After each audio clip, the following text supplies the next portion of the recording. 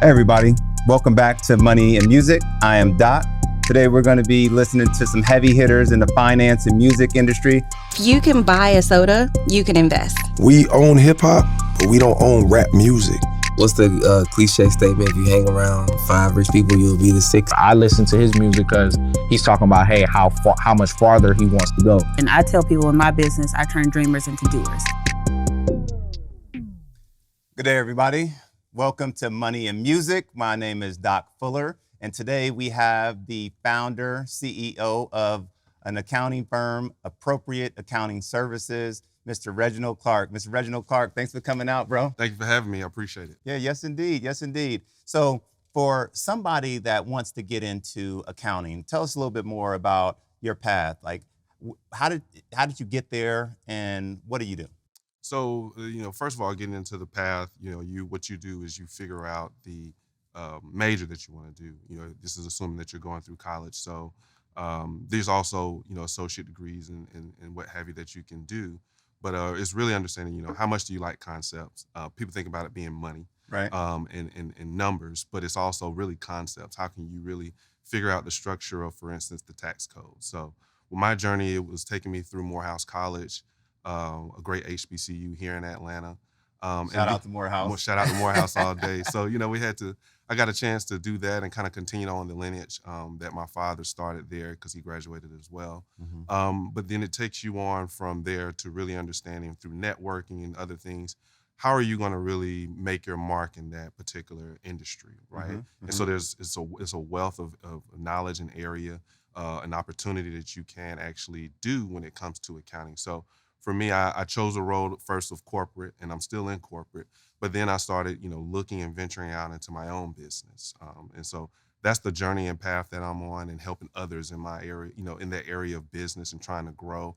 And from an accounting standpoint, what they can do to really better themselves and create that generational wealth and opportunity that they're looking for. Oh man, you just hit on a whole bunch of things: generational wealth, opportunities, right? Raising others as you rise. Right. So what does that look like? You come from the HBCU, right? Your Right. father did as well. Right. So how do you come back in the community and lift others? So for me, one of the things that I'm actually going to do between this year and next year is start looking at internships for those in that accounting arena at Morehouse College. And once I kind of get my feet wet there, then I'll expand it out to the larger AUC and even the consortium at the AUC. So that's going to be my kind of give back. But when I really think about it, it doesn't have to be so formal. Right. It's always looking at what areas are available.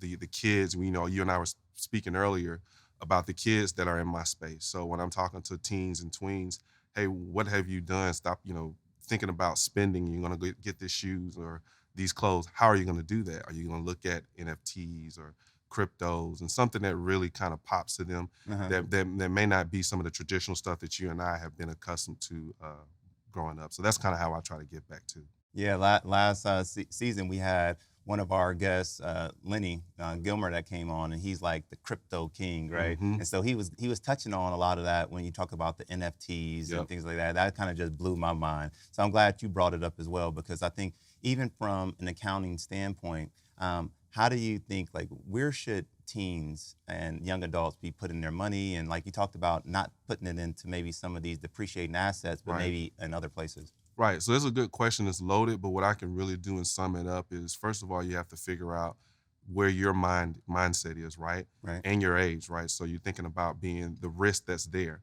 So when you're in your 20s, you want to be more aggressive. So that's first off. So Right. everyone has to figure out their risk number, and that you'll find that out when you talk to just about any financial advisor. Right. Next, once you figure that out, then you want to look at some of the opportunities that are available all the way from real estate to cryptocurrency to stock market and bonds, right?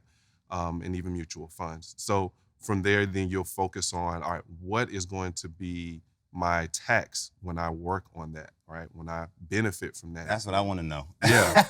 If I lose, unfortunately, that those losses happen, what do I do? Right. If I gain, and when I gain, how do I avoid being taxed at an additional 15%, 20%, and then move forward from there? And then when it comes to investing and thinking about your taxes, when is a good time to get out of a particular investment?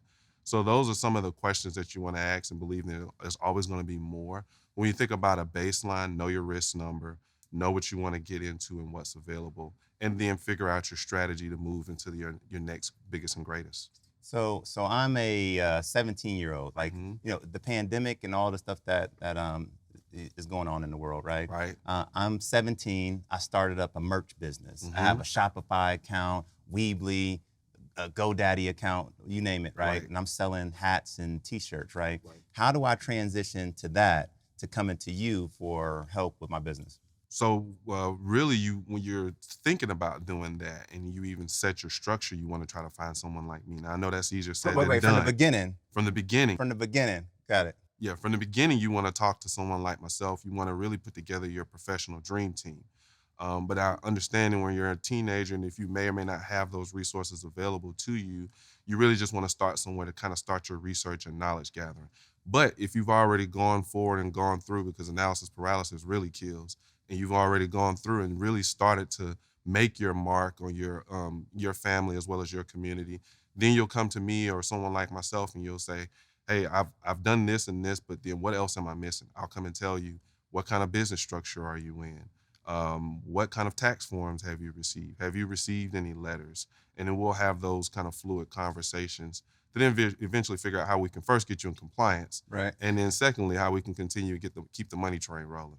And so you said something that I hadn't heard before. You said analysis paralysis kills. Yeah. Right? Can you dive into that a little bit more? Yeah, sure. So one of the things that I've seen over a lifetime, dealing with the different folks in my network, where they just do the research. They're great at research, but then they never press the button, right? And so if we think about that and we never do some of the things we're doing, like, the initiative that you have, if you just continuously try to perfect it, where would you be right now? Would you be sitting here in front of me, or would you still be at home really trying to figure out how you're going to move this thing off the ground? But you look at it, I'm pretty sure you didn't have it 100% perfected, but you got it to the point where you were satisfied with it, and now you're moving on with the great product, right? So that's what I mean when I think of analysis paralysis. I'm glad you mentioned that up. So next week, my buddy Phil Pleasant, he's going to be sitting in that same seat. Okay. And it was probably about a year and a half ago that we were talking about that same thing. And so I remember my buddy Phil and I, we were saying, like, why at the age of 40 that we're just now talking about options and calls and puts and things like that? Why didn't this information start earlier? And part of it is because our parents didn't know. They couldn't pour from an empty cup, right? And so, like, basically Phil and I, we just like, we're gonna transition what we're doing. I already had a nonprofit. Phil decided to start one, but we decided that our nonprofit, my wife Christina and I, we were gonna transition. We didn't have all the answers, right? Right. But that analysis paralysis just wasn't in our vocabulary. So we were just like, we don't have all the answers, but we're gonna transition our nonprofit from math and reading enrichment to strictly financial literacy. And so we started advertising our program for kids before we even had all the answers. And there's a saying that you're building a plane while you're flying it. And I think a lot of times you just have to get started. Agreed. Yeah. So from an accounting perspective, there's revenue and then there's profit. Can you go into like what the difference of those are? Sure, yeah. What you'll also hear is from a synonymous term is top line. So anytime anyone says top line or revenue, it's essentially your sales. Right. So you mentioned the person that has the Shopify account. Every sale you make, that's going to be revenue. That's going to be your top line. Your bottom line is going to be your net income, which after you've taken out any expenses that you've needed or required in order to sell those products on Shopify in this example, then the difference between those ends up being your net income or your bottom line. Your bottom line. And so they come to appropriate accounting services and get all that from you, right? And so what about the college kid, young adult, or even just adult in general, that says, I don't know too much about accounting firms. I don't even know if I can afford it. Like, what about those folks? That's a good question. So what we do is we try to figure out where we need to start. Right. Because you have to build up from somewhere, and everyone doesn't come out the gate just ready to go. So we have some plans that we eventually talk about that will suit their needs. And a lot of times, from my standpoint, when I say, okay, you may not be able to afford this particular service, but information is still available. So I'll eventually point them into the right direction. You always want to go to the primary source. So even though I may have research tools or other things at my disposal as a professional that I can use and I utilize for clients, those that are not particularly there already, I can get them to particular sites on the IRS site or the state authority site and say, hey, this is where you want to start. I'm always open to questions, and then here's some of the answers that I can provide to you in order to move forward and get started. And I was talking to Tip, and he joined our call with our kids program, and he was helping us to educate the kids. We had over 1,000 kids nationwide on the call, and he said, what you don't know will cost you. Yep. He said you either learn it or pay somebody else to teach you.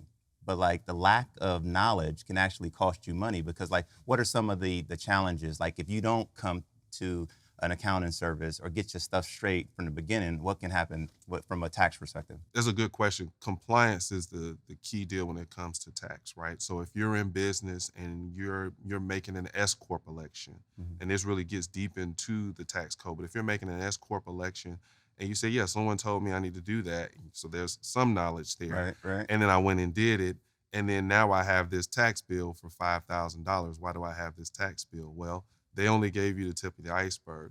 When you deal with a professional, they'll help you understand that the reason why you're doing it and what you're saving on by doing it, and then some of the forms that you need to have filled out in order to continue on, because the IRS know that you're using it as a play to really try to save yourself on tax dollars. So they're saying to do that, jump through all these hoops, and if you don't do that, now not only do you owe us this money, but you may owe us penalties and interest as well. So we want to get them set up from the start, right? Exactly. Yeah, exactly. Yeah. It's like, if you stay ready, you don't have to get ready. Exactly. I think, who was that? I think Sugar Free said that line. If you stay ready, you don't have to get ready. Shout out to the West Coast rappers out there. Yeah. But so this is money and music, right? So from a money and music, a music perspective, are there any artists out there, songs that resonate with you when you're talking about either entrepreneurship, leadership, or just financial literacy and investing? Yeah, I particularly like some of the albums that Jay-Z has come out. I think that's a pretty easy one, and I think because of where he's progressed in his life, right, you'll hear him mention accountants and koi fish. I'm not well versed on how the line goes, but I kind of get the gist where essentially the accountant helped him save money so that the authorities couldn't find it in a way that maybe most would have been caught, per se. So having that intelligence behind there. I also like Outkast and their B.O.B. line where they say, set a business for make a business for yourself and set some goals. Yeah. So I like, hearing some of those kind of uplifting, and then, like you said, those little nuggets that kind of help you moving when you're listening to your music. Yeah, shout out to Big Boy and Andre 3000. We're in the A right now recording this. Oh, yeah, so, yeah. Always. So, I had to shout them out. They actually have recorded in this building as well. So, yeah. So, man, thank you. I think you dropped a lot of good jewels. We definitely appreciate you coming down there and talking to us. I think, I'm learning in the process. I'm a student. I'm forever learning. So always. I know if I picked up some jewels, I know our viewers are going to pick up some jewels as well. But yeah, Reginald, thanks for joining us, and I appreciate you joining us, and wish you all the best, man. The same to you. Thank you. This is great, and I appreciate it anytime. Yeah, look forward to keeping in touch.